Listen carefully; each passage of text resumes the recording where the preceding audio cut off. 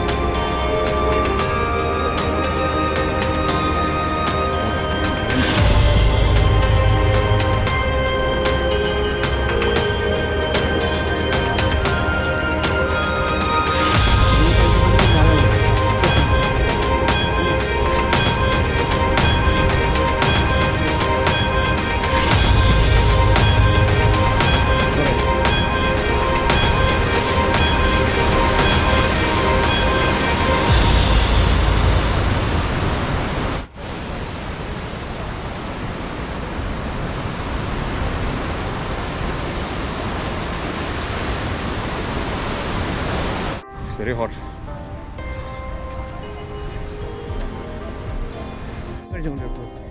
Toilet കഴിഞ്ഞല്ലേ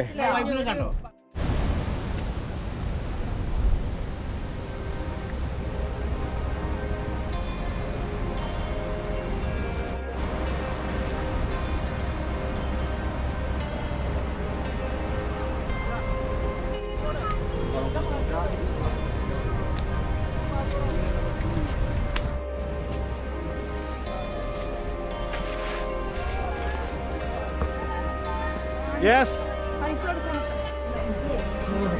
മതിയായില്ലേ?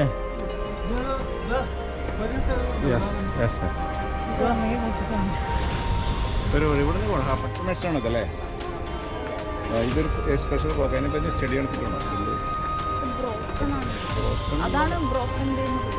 Broken കഥ ഈ അവിടെ ബ്രോക്കൻ ഇത് വീഡിയോ ഉണ്ടോ? Okay okay.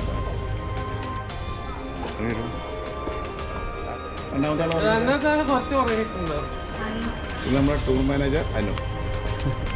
ഇത് നമ്മുടെ ഫ്രണ്ട്.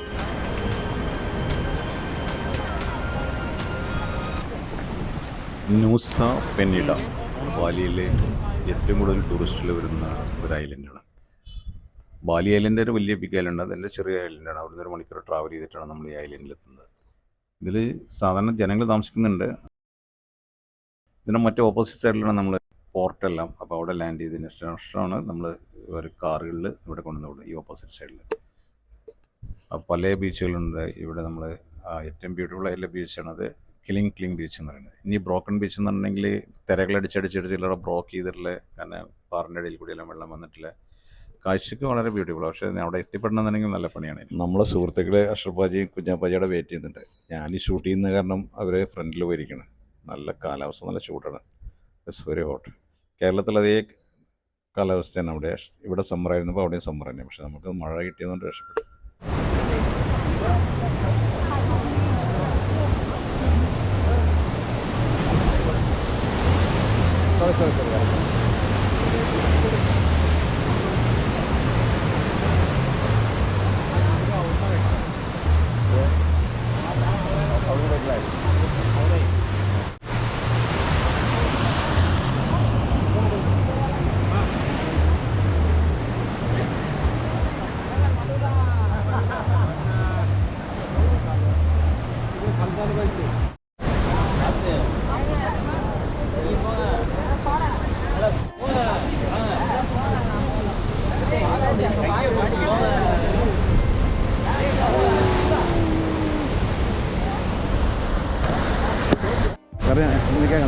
ഞാൻ കുറച്ച് എടുക്കട്ടെ.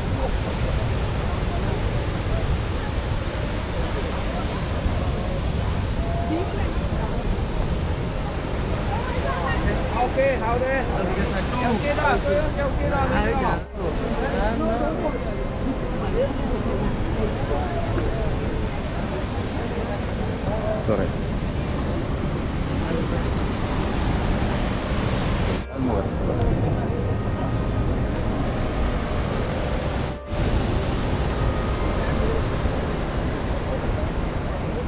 Azerbaiyán.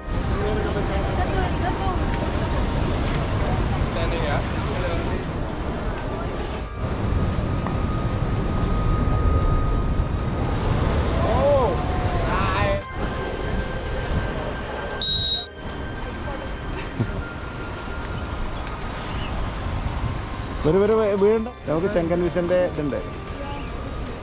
ചെങ്കൻ വിഷൻ്റെ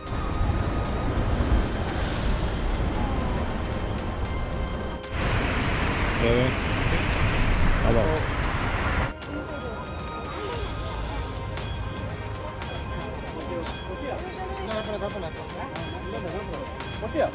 ക്യാമറ അല്ല അല്ല